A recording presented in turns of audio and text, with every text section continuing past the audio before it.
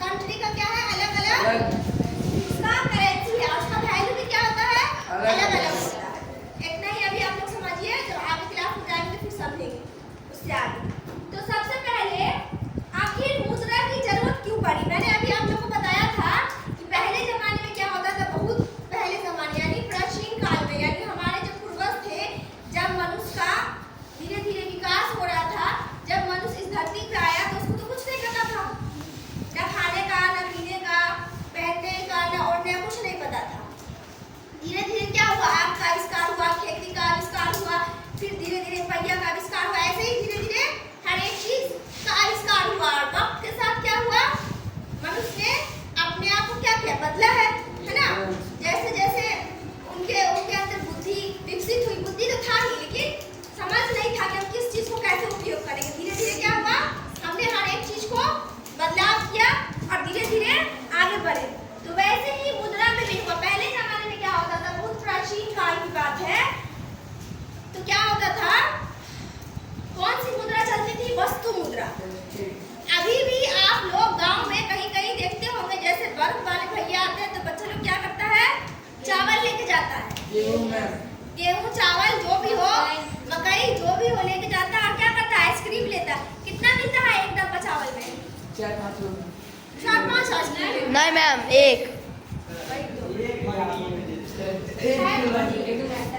तो वो क्या हुआ, वस्तु के बदले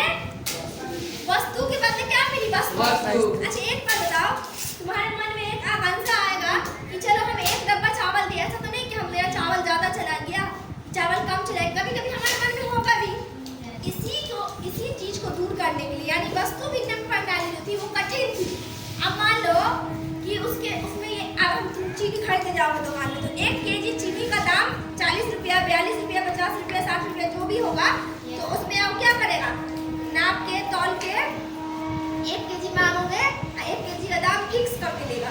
लेकिन अगर वही वस्तु विनिमय प्रणाली रहती तो जरूरी तो नहीं है, चीनी का दाम जो है वो गेहूं का भी दाम है, और जो गेहूं का दाम है वो चावल का दाम है, सबका क्या है, अलग अलग है। तो वस्तु विनिमय प्रणाली में क्या थी, बहुत सारी कठिनाई थी, है ना। तो उसी को क्या करने के लिए, दूर करने के लिए क्या हुआ, धीरे धीरे मुद्रा का आविष्कार हुआ। उससे पहले क्या आया, फिर धातु मुद्रा। क्या आया, धातु मुद्रा। जैसे पहले जमाने में बहुत सारे राजा लोग थे, वो लोग क्या करते थे, धातु मुद्रा का उपयोग करते थे, सोने चांदी अन्य धातु से बनी मुद्रा का उपयोग करते थे। इसका आप लोग इतिहास में पढ़ेंगे, पूरा हिस्ट्री है, पहले कौन किसका हुआ, सबसे पहले सिक्का धातु कहाँ उपयोग हुआ, उतना आगे हम नहीं जाएंगे, टॉपिक फिर लेंथ हो जाएगा। तो क्या हुआ, सोने चांदी की मुद्रा का उपयोग होता था। उसके बाद क्या आ गया, कागजी मुद्रा। कागजी मुद्रा का जो है आविष्कार का कुछ फिक्स नहीं है, कब आया नहीं आया जैसा मुझे पता है, लेकिन कागजी मुद्रा क्या है, अभी भी चल रहा है ना। वर्तमान में क्या कर रहे हैं हम, इसका उपयोग कर रहे हैं। ये किससे बनी होती है, कागज से या पॉलीमर से, आप लोग सब भली भांति परिचित है कागजी मुद्रा से, है ना, परिचित। कागजी मुद्रा इसका फोटो बना रहता है, गांधी जी का। उसमें क्या है, सिक्के की भी मुद्रा है, अभी कागजी मुद्रा है, फिर सिक्के की भी मुद्रा है। उसमें 5 का सिक्का, 2 का सिक्का, 1 का सिक्का, तो एक तरह से वो उसी में आ जाता है जो अभी वर्तमान में उपयोग हो रहा है। उसके बाद किसकी बात कर रहे हैं, साफ मुद्रा या प्लास्टिक मुद्रा, नहीं मुद्रा, वे मुद्रा, ठीक है। ये इसको कैसी मुद्रा बोलते हैं, आधुनिक। आधुनिक का मतलब ये मॉडर्न है, आजकल के नए जमाने की मुद्रा है ना। हम उसमें क्या कर रहे हैं, इलेक्ट्रॉनिक टाइप का ये मुद्रा है, डिजिटली उपयोग होता है। मान लो तुम्हारे अकाउंट में 5,000 रुपया है, 10,000 रुपया है, और तुम्हारे वो ऑनलाइन तुम किसी को देते हो, क्या तुम्हारे हाथ में वो कागज की मुद्रा आती है, नहीं आती। ऑनलाइन देते हो, क्या होता है, डिजिटल ही होता है।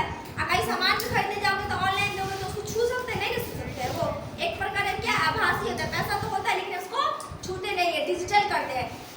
और मान लो कि एटीएम में से पैसा निकाले जाते हैं, एटीएम क्या होता है, एक प्रकार का मशीन होता है ना, और बिजली आती है तभी वो चलता है।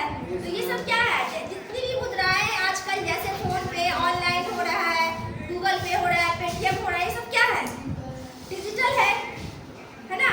तो ये सब किस में आती है,